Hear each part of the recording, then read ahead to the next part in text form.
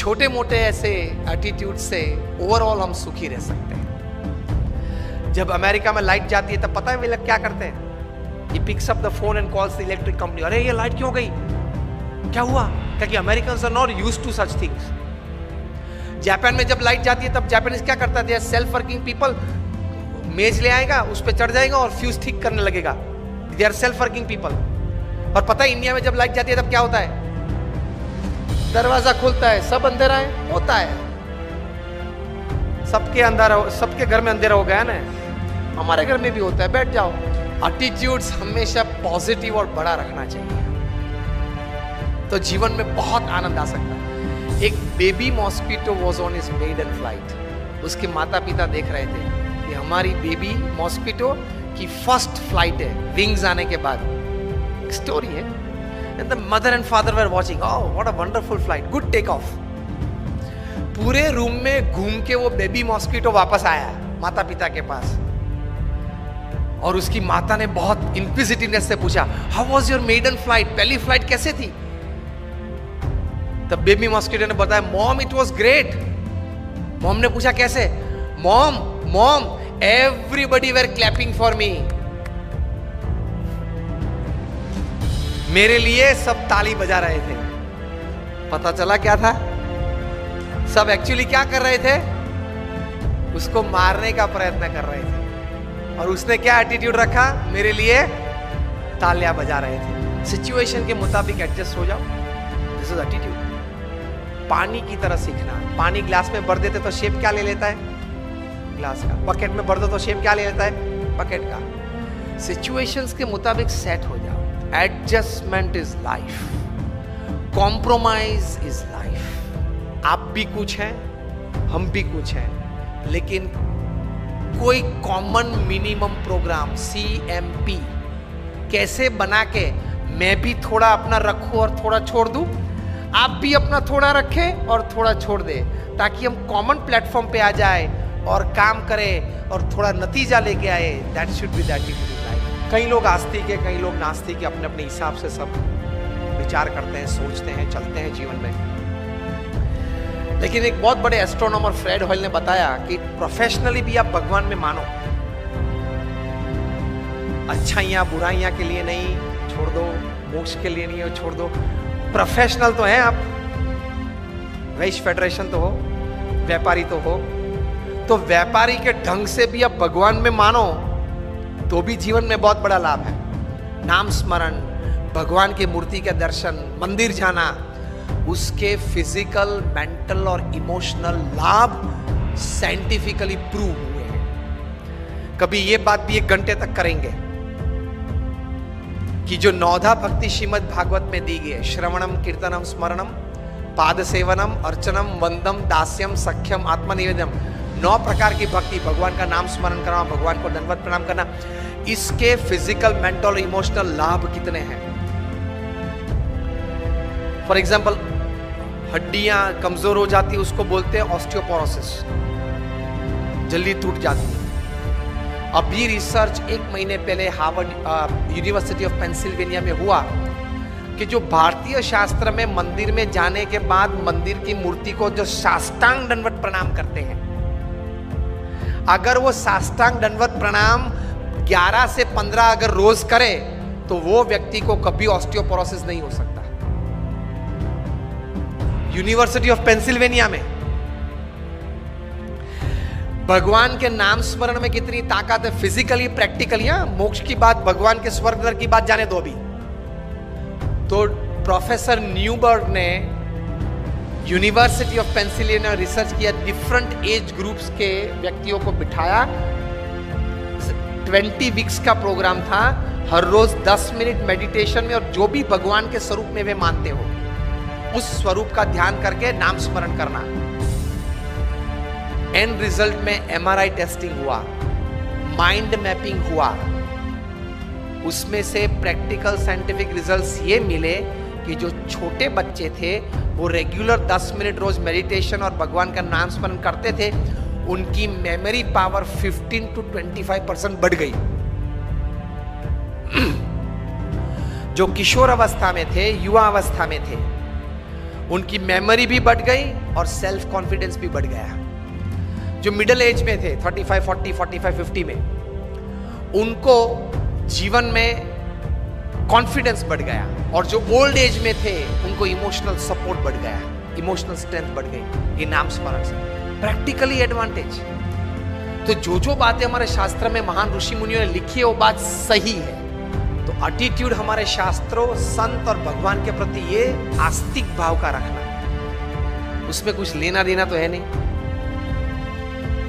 उसमें कुछ लेना देना तो है नहीं। ये एटीट्यूड रखो कि भगवान है, भगवान ये सर्वे जगत के कर्ता हर्ता है, और जो भी कुछ करते हैं वो हमारे मनुष्य के अच्छे के लिए करते हैं। इतना पॉजिटिव एटीट्यूड भगवान के बारे में रखो तो बहुत शांति रहेगी, बहुत स्थिरता रहेगी। मैं 400 साइंटिस्ट को बात कर रहा था ताजलैंड एंड्स बैंड्रा में थोड़े साल पहले, और मेरा विषय था लॉजिक वर्सेस फेथ। और प्रवचन के बाद 1 घंटे के बाद 1.5 घंटे तक तो प्रश्नोत्तरी चली। उसमें कोई वैज्ञानिक ने मुझे पूछा, Swami you are talking of God, have you seen him? मैंने बोला yes. He was shocked. Then I asked him, do you want to see God? मैं आपको पूछ रहा हूं, do you want to see God? तीसरा प्रश्न, व्हेन? कभी? बराबर, दिस इज राइट आंसर। आप बोले, कौन बोला? हाँ, अभी देखना है ना, दिखाऊं? अभी दिखाऊं? बताइए यस और नो। आपका विचार, आपके विचार में भगवान के क्या विचार है, कैसे होने चाहिए, क्या होने चाहिए? Give me the first characteristic of God. आपको अभी देखना है ना, मैं दिखाता हूं, अभी दिखाऊंगा। Give me the first characteristic of God. नहीं, वो तो एटीट्यूड है हमारा। भगवान के लक्षण क्या है? प्रथम लक्षण क्या है? हमारे जैसे लगे, बराबर, और शांत हो। फिर बोलिए बोलिए, भगवान के लक्षण आपके मन में क्या है? दयालु, बराबर। Faith. In practicals in your life, you don't produce the right kind of expected results. इतनी ताकत है एटीट्यूड में। व्यवस्थाएं तो थी, लेकिन परिणाम मिलते हैं या नहीं मिलते हैं एटीट्यूड्स पे डिपेंड करते हैं। तो एटीट्यूड्स में ये ताकत है। तो पहला सेशन हमने देखा एटीट्यूड्स की महिमा, डेफिनेशन। दूसरा सेशन हमने ये देखा एटीट्यूड से जीवन में प्रैक्टिकल लाभ क्या, एटीट्यूड से जीवन में प्रैक्टिकल लाभ क्या, एक विशाल पैमाने पे। और एटीट्यूड सही नहीं रखा तो एडवांटेज नहीं मिल सकते, वो बात थी। Now in the third session, कार्य में, संबंधों में और व्यक्तिगत जीवन की उन्नति में एटीट्यूड्स किस प्रकार के लाभ हमें करवा सकते हैं। When it comes to work, we all work 8, 10, 12 hours a day, जो भी प्रोफेशन में हम काम करते हैं, लेकिन काम करते वक्त हमें किस प्रकार के एटीट्यूड्स मन में रखने चाहिए। मैं अपने गुरु प्रमुख स्वामी महाराज की बात यहां करना चाहूंगा। उन्होंने अपने जीवन में बहुत काम किया। जो आप सबने उंगली ऊंची की थी जब मैंने पूछा था कि अक्षरधाम आप गए कि नहीं, वे अक्षरधाम के सर्जक। और BAPS संस्था जब बहुत छोटी थी, उसमें से एक विश्व फलक पर रख दी, यूनाइटेड नेशंस में एक परमानेंट स्टेटस दिला दिया इस संस्था को, वो हमारे गुरु प्रमुख स्वामी महाराज ने किया। 1950 में उनके गुरु ने उनको इस संस्था के प्रमुख बनाए थे। 2016 में वे धाम में पधारे। तब तक 65 साल वे इस संस्था के प्रमुख रहे, विथ ऑल एग्जीक्यूटिव पावर्स। दुनिया में आप मुझे एक संस्था बताइए जिनके प्रमुख 65 साल से एक ही हो और सब सभ्य, सब अनुयायी बहुत खुश हो उनसे, चाहते हैं सब कि वे ही हमारे प्रमुख रहे और कहीं सालों तक। ऐसी कोई संस्था या प्रमुख होंगे? देखो आप सब ना कह रहे हैं. He became the guru of this organization in 1971. So for another 45 years, he remained the spiritual head of BAPS. So 65 years as president, and उनमें से ही 45 years as spiritual head. So for 45 years, he was the whole and soul of this organization. कार्य क्या किया उन्होंने? हम बैठे थे ऊपर, मैंने बात की थी. 1300 से भी ज्यादा मंदिर बनाए, छोटे मोटे. 150 से ज्यादा हॉस्पिटल्स, स्कूल्स, हॉस्टल्स और कॉलेजेस बनाई.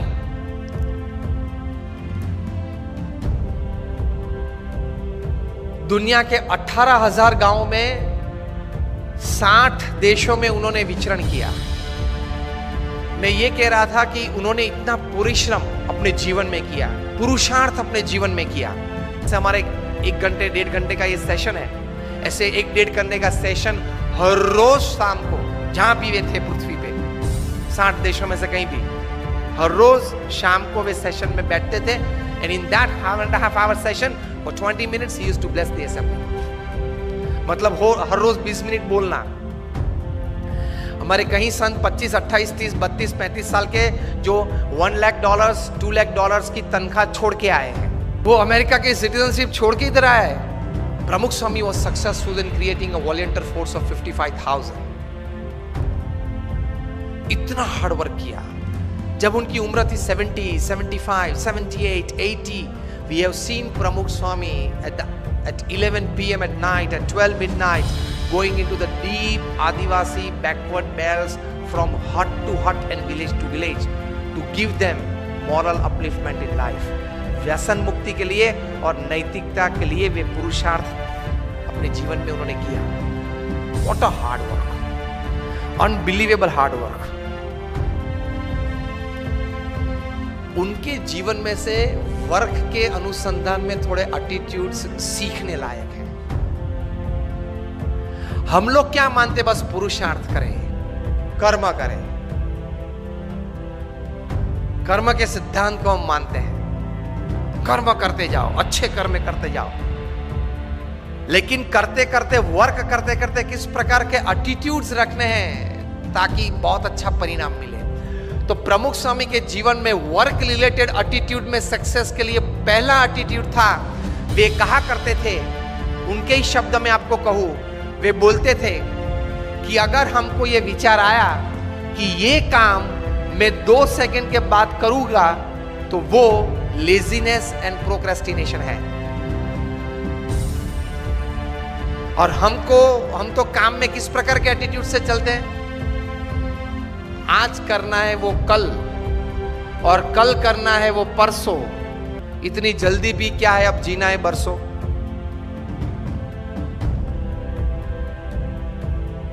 कल का आज नहीं, आज का अभी. That is the first attitude in work. Only then you will be able to do great works.